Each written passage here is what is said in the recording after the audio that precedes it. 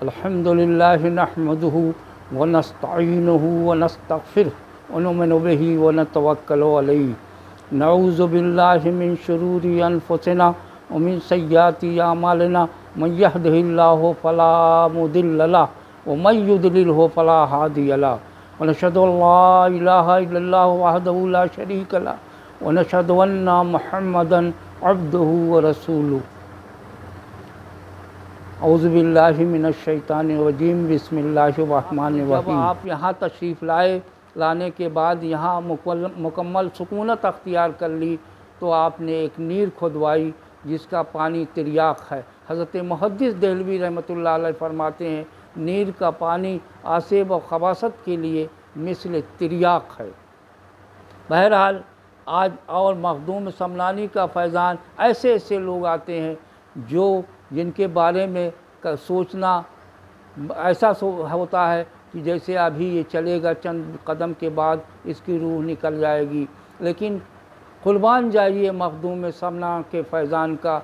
ऐसे ऐसे मरीज़ जो यानी बिस्तर यानी चरपाई पर लेटा के लाए जाते हैं, यहाँ से मखदूमी फैज़ान से वो ठीक होकर जाते हैं। उन्हीं का 28 मुहर्रमुल हराम को मखदूम समनानी रहमतुल्लाह अलैह का असर और अचानक आपकी तबीयत ख़राब हुई और आपने हुक्म दिया कव्वालान शीरी मकाल को बुलाया जाए। चुनांचे कव्वाल आए और उन्होंने हाफिज़ शिराज़ी का शेर पढ़ा, खूब तर्ज़ी दिगर के बाशतकार। ये सुनने के बाद आपकी रूह परवाज़ कर गई। इन्ना लिल्लाहि व इन्ना इलैहि राजिऊन। आज भी आपका उर्स जो है वो 28 मुहर्रम को उसी आबोताब के साथ होता है जिस तरह से पहले होता था। हज़रात मौका नहीं है, नहीं तो ये बहुत लंबा मामला है, इस पर बोलने के लिए घंटों ज़रूरत है। अपने पास वक्त की कमी है। मैंने इख्तिसार में मुख्तसर बात एक चीज़ और बताता चलूँ और फिर आपके जानशीन अव्वल और खल्फ़ मानवी हज़रत अब्दुल रज़्ज़ाक़ नूरुल-ऐन आपके पहले सज्जादा नशीन हुए और उन्हीं से बसखारी किछौछा या और भी ख़ानदान के जो लोग फैले हुए हैं, जो अपने को खानवादे अशरफिया का फ़र्ज समझते हैं, वो औलादे हज़रत अब्दुल रज़्ज़ाक़ नूरुल-ऐन की हैं, जो आज भी हैं, हर तरफ हैं, जहाँ जहाँ भी हैं वो मखदूमी हज़रत अब्दुल रज़्ज़ाक़ की औलाद ही हैं। इसके पहले कि मैं अपनी तकरीर ख़त्म करूँ, एक वाक़या बयान कर दूँ। एक मरतबा हज़रत अब्दुल रज़्ज़ाक़ नूरुल-ऐन, जिनको मखदूम साहब कहते थे कि मैंने अब्दुल रज़्ज़ाक़ नूरुल-ऐन को अपनी आँख से पैदा किया।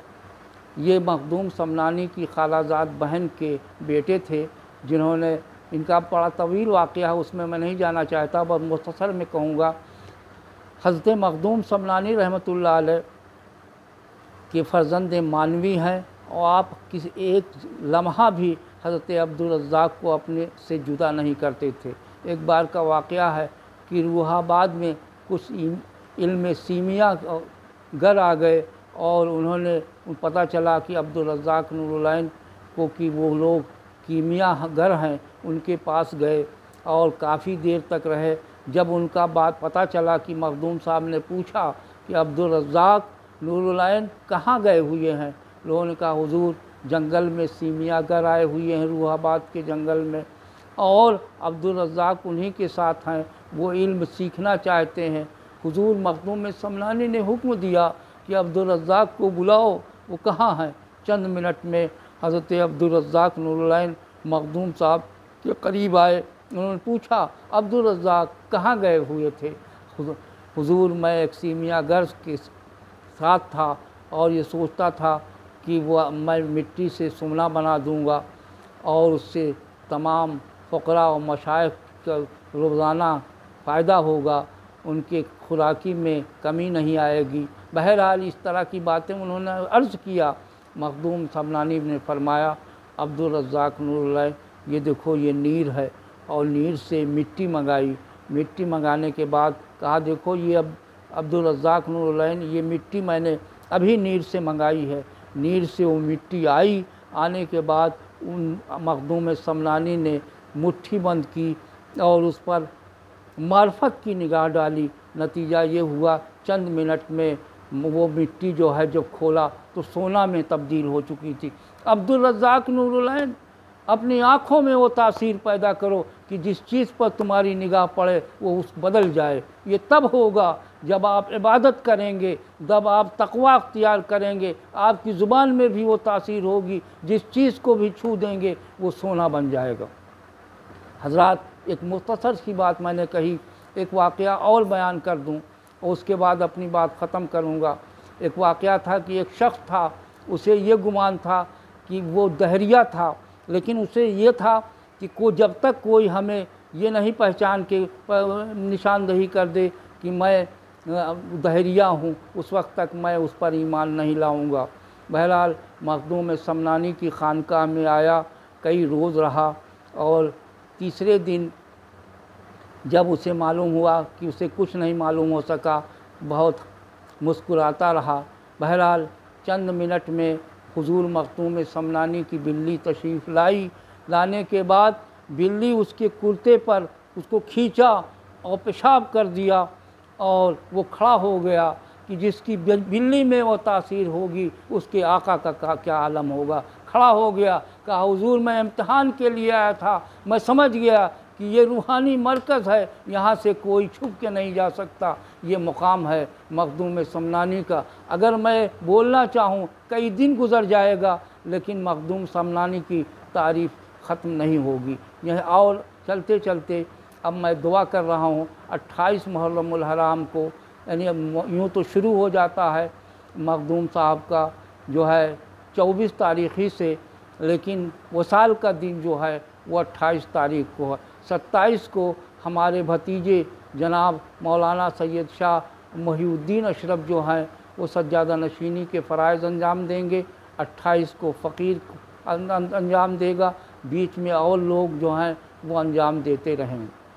बहरहाल मैं तमाम लोगों के लिए इस मौके पर सेहत, सलामती, वाफ़ियत के लिए दुआ करता हूँ और यही कहूँगा, अगर किसी वजह से आप नहीं आए तो आप जो है अफसोस ना करें, घबराएं नहीं, हमेशा वक्त ऐसा नहीं रहेगा। आज बीमारी की वजह से मामलात इस तरह से हैं कि हर आदमी घर से निकलते डरता है, भीड़ से घबराता है।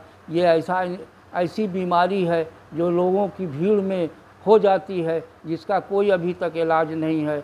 इसलिए इस बात को मद्देनज़र रखते हुए आप अपने घरों में फातिहा कीजिए। वहीं आप जो है 28, 27, 28 तक दोनों रोज़ जो है वो फातिहा कीजिए और गरीबों को खिचड़ा या जो भी आपको मुयस्सर हो तक़सीम कीजिए। यही मखदूम समनानी की अक़ीदत का इजहार है और इंशाअल्लाह ताला हालात अगर अगले साल ठीक हो गए तो उसी तरह से मेला लगेगा, उसी तरह से लोग आएंगे, उसी तरह से प्रोग्राम होगा जिस तरह से हमेशा होता रहा। और मैं एक बात बताता चलूँ कि वली तब तक नहीं कोई हो सकता जब का उसका ज़ाहिर और बातिन दोनों जो है वो अल्लाह की रज़ा के लिए नहीं वक़्फ़ हो जाता। वलायत बहुत मुश्किल, हज़ारों साल नरगिस अपनी बेनूरी पर होती है, बड़ी मुश्किल से होता है चमन में दीदावर पैदा। वलायत बहुत मुश्किल से होती है, पहले फना कर देना पड़ता है अपने को, तब बका मिलती है। आजकल की तरह नहीं कि चंद अशार याद हो गए या चंद बातें पढ़ ली और वली का डंका पीटने लगे। वलायत बड़ा मुश्किल काम है, ये कांटे का बिस्तर है जिस पर चलना जो ये शीर लाने के मतरादिफ है। बहरहाल हज़रात, मैं उस पर ज़्यादा नहीं जाना चाहता। मैं आप लोगों की सेहत सलामती को मुक़द्दम समझते हुए यही मशवरा देता हूँ कि आप इस साल ना आके आइंदा आए, क्योंकि इस साल जो है वो बहुत कम लोग जो हैं वो रसूमात में शिरकत करेंगे। बहुत कम लोग जो हैं वो रसूमात में, और जो कव्वाली वगैरह का प्रोग्राम वो भी मेरा ख़्याल है मुश्किल है, लेकिन अगर मुख्तसर हुआ तो किया जाएगा, वरना मुझको नहीं लगता कि होगा, क्योंकि प्रशासन ने सिर्फ 10 आदमी की इजाज़त, 5 आदमी की इजाज़त दी है। हमें उसका पालन करना है ताकि किसी की सेहत या किसी को कोई नुकसान न पहुँचे। इसको मद्देनज़र रखते हुए हमें रसूमात अदा करना है, लोगों के लिए दुआ करना है, लोगों की सेहत के लिए दुआ करना, आफ़ियत के लिए दुआ करना है, और इंशाअल्लाह ताला आइंदा के लिए हम आपको दावत देंगे कि आइंदा जिस तरह आना चाहें आएँ। इस साल बीमारी को मद्देनज़र रखते हुए ना आएँ तो बेहतर। वाखिरुद्दावाना अनिल हम्दुलिल्लाहि रब्बिल आलमीन।